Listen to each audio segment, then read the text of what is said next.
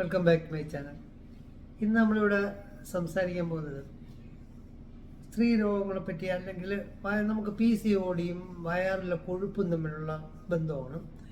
അതിൻ്റെ ബാക്കി side effects, വയറ് ഇങ്ങനെ വീങ്ങുമ്പോൾ, വയറല്ലെങ്കിൽ കൂടുതലായിട്ട് കൊഴുപ്പ് നടക്കുമ്പോൾ, കൊഴുപ്പ് വന്ന് അടിയുമ്പോൾ എന്തൊക്കെയാണ് സംഭവിക്കുന്നത്, കുഴപ്പങ്ങളൊക്കെ എങ്ങനെയാണ്, അത് കൺട്രോൾ ചെയ്യേണ്ട ഗുണങ്ങളൊക്കെയാണ് നമ്മളിപ്പോൾ പറയാൻ പോകുന്നത്.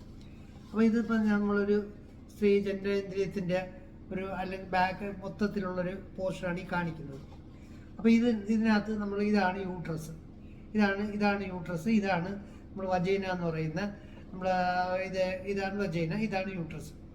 അപ്പോൾ ഇത് നമുക്ക് ഓവറിയാണ്, ഇത് നമ്മുടെ മൂത്രസഞ്ചിയാണ്, ഇത് ബാക്കിൽ മലം പോകുന്ന മലദ്വാരമാണ്. അപ്പം ഈ PCOD എന്ന് പറഞ്ഞാൽ ഈ ഓവറിക്കകത്ത് ഇങ്ങനെ സിസ്റ്റ് പോലെ, ഇങ്ങനെ പോളിസിസ്റ്റിക് ഓവറി എന്നാണ് പറയുന്നത്. സിസ്റ്റ് പോലെ വരും, കാരണം പല കാരണങ്ങളുണ്ടെന്നാലും. അപ്പോൾ ഈ ഭാഗത്തെല്ലാം ഇതാണ് വയറ്, നമ്മൾ വെളിയിൽ കാണുന്ന വയർ. അപ്പോൾ ഈ ഭാഗത്ത് ഇങ്ങനെ കൊഴുപ്പിങ്ങനെ കൂടുതൽ വന്ന് അടിയും തോറും, അതായത് വയറിങ്ങനെ വലുതായി വരുന്നതോറും ഇതിൻ്റെ പുറത്തും വന്നടിയും, ഇതിൻ്റെ പുറത്ത് നിറച്ചും കൊഴുപ്പ് വന്നിങ്ങനെ നല്ല ദൂരം അടിഞ്ഞു കഴിഞ്ഞാൽ എന്ത് സംഭവിക്കുമെന്ന് പറഞ്ഞാൽ, ഈ നമ്മുടെ ഇതിൽ നിന്ന് ഓവം എന്ന് പറയുന്ന, അണ്ടം എന്ന് പറയുന്ന സാധനം ഇതിനിങ്ങനെ കുമിള പോലെയാണ് പൊള്ളിച്ചാണ് വരുന്നത്. അപ്പോൾ ഈ ഓവം ഇതിങ്ങനെ കൊഴുപ്പ് വന്ന് ഇവിടെ വയർ മൊത്തം ഇങ്ങനെ അടിയും തോറും ഇതിൻ്റെ പുറത്തും വന്നടി. അപ്പോൾ ഈ പൊള്ളി വരുന്നത് വെളിയിലോട്ട് പോയി പൊട്ടി ഓവായിട്ട് വെളി പൊട്ടി പോകാതെ അതിൽ തന്നെ പറ്റി പിടിച്ചിരിക്കുമ്പോഴാവും. അപ്പോൾ അങ്ങനെ കുറേ പ്രാവശ്യമാകുമ്പോഴാണ് ഈ പോളിസിസ്റ്റം എന്ന് പറയുന്നത്. സിസ്റ്റം എന്ന് പറഞ്ഞാൽ ഒരു കൊച്ചു കുമിള പോലെ കല്ലിച്ച് വെള്ളം പോലെ കിടക്കുന്ന സാധനത്തിനാണ് സിസ്റ്റം എന്ന് പറയുന്നത്. അതിനകത്ത് ഓവം കാണും. അപ്പോൾ ഇതിങ്ങനെ പറ്റി പിടിച്ചിരുന്ന പോലെ അത് ഇതിൻ്റെ പുറത്ത് മൊത്തം ഇങ്ങനെ ആവും. അപ്പോൾ ഈ കൊഴുപ്പ് അടിയുന്ന ഒരു പ്രധാന ഘടകമാണ്. കൊഴുപ്പ് ഇങ്ങനെ അടിയും തോറും ഇതിൻ്റെ പുറത്തും വന്ന് അടിയുമ്പോഴത്തേക്കും, അപ്പോൾ ഇതുപോലെ ഇതിനകത്തുള്ള രക്തഓട്ടം എല്ലാം കുറയും തോറും ഇപ്പോൾ നമുക്ക് ഇത് ഓവം പൊട്ടി വെളി വരില്ല. അപ്പോൾ ഗർഭിണിയാവാൻ താമസം വരും.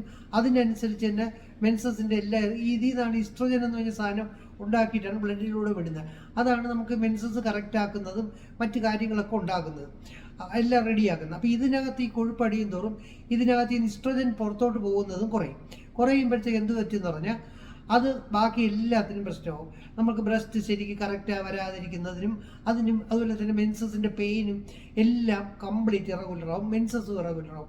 അപ്പോൾ ഇവിടെ വയറിങ്ങനെ കൂടാതെ നിങ്ങൾ നല്ല ശ്രദ്ധിച്ചോളൂ. കൊഴുപ്പ് കൺട്രോൾ ചെയ്യുക, വയറിൻ്റെ എക്സസൈസ് ചെയ്ത് നല്ലതുപോലെ വയറ് റെഡിയാക്കുക. ഇവിടുത്തെ കൊഴുപ്പ് കൺട്രോൾ ചെയ്ത് കഴിക്കുക.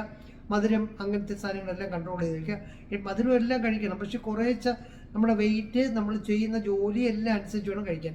വയറ് കൂടാൻ സമ്മതിക്കരുത്, നമുക്ക് തന്നെ അത് മനസ്സിലാവും. അപ്പോൾ അങ്ങനെ വേണം നമ്മൾ കൊഴുപ്പ് കൺട്രോൾ ചെയ്ത് കഴിച്ചു കഴിഞ്ഞാൽ ഇവിടെ കൊഴുപ്പ് അടിയുന്നത് കുറയുമ്പോൾ PCOD കുറയും. PCOD കുറയുന്നതനുസരിച്ച് മെൻസസും എല്ലാം കറക്റ്റ് ആവും.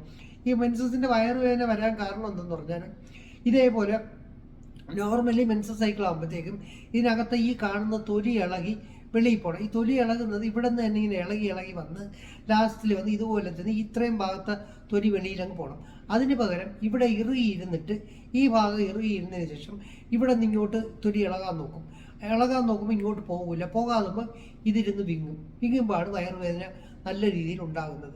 അപ്പോൾ ഇതിൻ്റെ ചാനൽ, അതായത് ഇതിൻ്റെ ട്യൂണിങ്, അതായത് ഇവിടെ ആദ്യം ഇങ്ങനെ ഇളകി തുടങ്ങണം, പതുക്കെ ഇളകി വരണം. അതിനനുസരിച്ച് ഇത് രണ്ടും, ഈ യൂട്രസിൻ്റെ ഈ എഡ്ജുകൾ രണ്ടും വികസിക്കുമ്പോൾ ഇത് ഇതുവഴി ഇറങ്ങി പുറത്തു പോകും. അതാണ് മെൻസസ് ബ്ലഡ് എന്ന് പറഞ്ഞ് വെളിയിൽ വരുന്നത്. അപ്പോൾ ഇതിൻ്റെ അകത്ത് ക്ലോട്ടുകളെല്ലാം കാണും, അതൊക്കെ നോർമലാണ്. ഇതിൻ്റെ കൂടെ ഈ എന്ന് വരുന്ന ഓവറി ചത്ത ഓവും കാണും ഇതിൻ്റെ കൂടെ.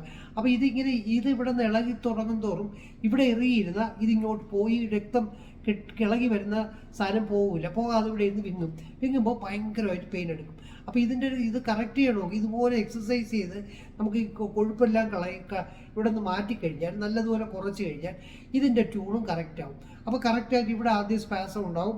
ഇവിടെ നിന്ന് ഇതിങ്ങനെ പതുക്കെ ഇങ്ങോട്ട് സ്പാസം ഉണ്ടായി വരുന്നതനുസരിച്ച് ഇത് ഓപ്പൺ ചെയ്ത് കൊടുക്കുമ്പോൾ ഇതുവഴി മെൻസസിൻ്റെ ബ്ലഡും കാര്യങ്ങളൊക്കെ ഇങ്ങനെ പോകും. കറക്റ്റായിട്ട് ഇത് വർക്ക് ചെയ്യും, ആ പെയിനും നന്നായിട്ട് കുറയും. അപ്പോൾ ഇതിനൊരു വലിയ കാര്യമാണ്. അപ്പം വയറ് കൂടാതെ, വയറിൽ കൊഴുപ്പടിയാതെ നിങ്ങൾ നല്ലതുപോലെ ശ്രദ്ധിക്കുക. വയറിൻ്റെ എക്സസൈസുകൾ, നോർമൽ എക്സസൈസ് കൂടുതൽ ചെയ്യാൻ പാടില്ല. നോർമൽ എക്സസൈസ് ചെയ്യുക. ആ ഫാറ്റ് കൺട്രോൾ ചെയ്ത് കഴിച്ചു കഴിഞ്ഞാൽ ഈ PCODയും കുറയും, അതുപോലെ മെൻസസിൻ്റെ പെയിനും കുറയും. അതുപോലെ അതാണ് ഇതിൻ്റെ പ്രധാന പ്രയോജനം. അതുപോലെ നമുക്ക് ശ്രീ ജനനേന്ദ്രിയമാണ് ഈ പുറത്ത് ഇവിടെ കാണുന്നത്. അപ്പോൾ ഇതിൻ്റെ ഇത് നല്ല നമുക്ക് എപ്പോഴും നമ്മൾ വളരെ കെയർഫുള്ളായിട്ട് നല്ല ക്ലീൻ ആയിട്ടും എല്ലാം. ക്ലീൻ മീൻസ് ഹെയർ ട്രിം ചെയ്യുകയും ചെയ്യാവും. ഷേവ് ചെയ്യാൻ പാടില്ല. ഷേവ് ചെയ്ത് കഴിഞ്ഞാൽ ഇറിറ്റേഷൻ ഉണ്ടാകും, അലർജി പോലൊക്കെ വരാൻ സാധ്യതയുണ്ട്. ട്രിം ചെയ്തൊക്കെ വെച്ചേക്കാൻ ചെയ്യണം. ഇവിടെ ചെറിയ ചൂടുവെള്ളത്തിൽ ഉപ്പിട്ടിങ്ങനെ കഴുകുന്നത് നല്ലതാണ്. അപ്പോൾ ഇതിനകത്ത് പലർക്കും അറിഞ്ഞുകൂടാത്ത കുറേ കാര്യങ്ങളുണ്ട് ഇതിനകത്ത്. അതിൻ്റെ ഡീറ്റെയിൽസും കാര്യങ്ങളൊക്കെ നമുക്ക് ഇനി ഒരു വീഡിയോയിൽ പറയാം. അപ്പം നമുക്ക് ഇതിലിപ്പം പറയാൻ പറഞ്ഞത് PCOD പോളിസിസ്റ്റിക് ഓവറിയൻ ഡിസീസ് എന്ന് പറയുന്ന സിസ്റ്റുകൾ ഇവിടെ എങ്ങനെ ഉണ്ടാവാൻ കാരണം എന്താണ്, കൊഴുപ്പടിഞ്ഞുകൊണ്ടാൽ എന്ത് സംഭവിക്കും, അതിനനുസരിച്ച് മെൻസസ് എങ്ങനെ പെയിൻഫുൾ ആവും, ഇറഗുലർ ആവും, മെൻസസ് എങ്ങനെ ഇറഗുലറായിട്ട് വരും എന്നുള്ളതാണ് പറയുന്നത്. അപ്പം ഇത് നല്ലപോലെ ശ്രദ്ധിക്കണം. വയറിൻ്റെ എക്സസൈസ് നല്ലതാണ്. കൊഴുപ്പ് കുറയ്ക്കുക. കൊഴുപ്പ് കുറച്ച് കഴിഞ്ഞാൽ അതനുസരിച്ചുള്ള ഇത് വരും. വണ്ണം കുറയ്ക്കുക. അങ്ങനെയൊക്കെ നോർമൽ എക്സസൈസുകൾ ചെയ്യുക. വയറിൻ്റെ എക്സസൈസ് ചെയ്യുക. അതുപോലെ അപ്പം ഈ മെൻസസിൻ്റെ പെയിൻ കുറയും. ചുമ്മാ വെറുതെ ഉള്ള ഗുളികളെല്ലാം വാരി കഴിച്ചു വലിയ മെപ്താരം എന്നൊക്കെ പറയുമ്പോൾ സ്ട്രോങ് മരുന്നുകൾ കഴിക്കും തോറും പിന്നെ അത് കിഡ്നിക്കും ബാക്കി കാര്യങ്ങൾക്കൊക്കെ ഡാമേജ് വരും. അതിനേക്കാളും വളരെ വളരെ സിമ്പിളാണ്. എക്സസൈസുകൾ ചെയ്തിട്ട് ഫാറ്റും കൺട്രോൾ ചെയ്ത് കഴിഞ്ഞാൽ ഇത് നമുക്ക് മെൻസസിൻ്റെ പെയിന് നന്നായിട്ട് കുറയ്ക്കാൻ പറ്റും. PCODയും കുറയ്ക്കാൻ പറ്റും. മെൻസസ് കറക്റ്റ് ആക്കാനും പറ്റും മരുന്നുകളില്ലാതെ തന്നെ. പിന്നെ അതുപോലെ ഇതിനൊക്കെ ഹെൽപ്പ് ചെയ്യാൻ വേണ്ടിയിട്ടുള്ള ഹോമിയോ മെഡിസിൻസ് ഉണ്ട്. ഇതിങ്ങനെ ചെയ്തിട്ട് റെഡി ആയില്ലെങ്കിൽ ഹോമിയോ മരുന്നുകൾ നല്ലതാണ്. അത് കോൺടാക്ട് ചെയ്ത് കഴിഞ്ഞാൽ നമുക്ക് അയച്ചു തരാൻ പറ്റും. അങ്ങനെ അപ്പോൾ ഇതാണ് ഇതിൻ്റെ ഡീറ്റെയിൽസ്.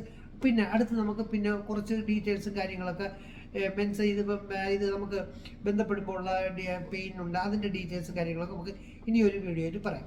അപ്പോൾ ഇത് കാര്യങ്ങൾ നിങ്ങൾക്ക് മനസ്സിലായി കാണുമെന്ന് വിചാരിക്കുന്നു. ഇഷ്ടപ്പെട്ടെങ്കിൽ ഷെയർ ചെയ്യണം, സബ്സ്ക്രൈബ് ചെയ്യണം, ലൈക്ക് ചെയ്യണം.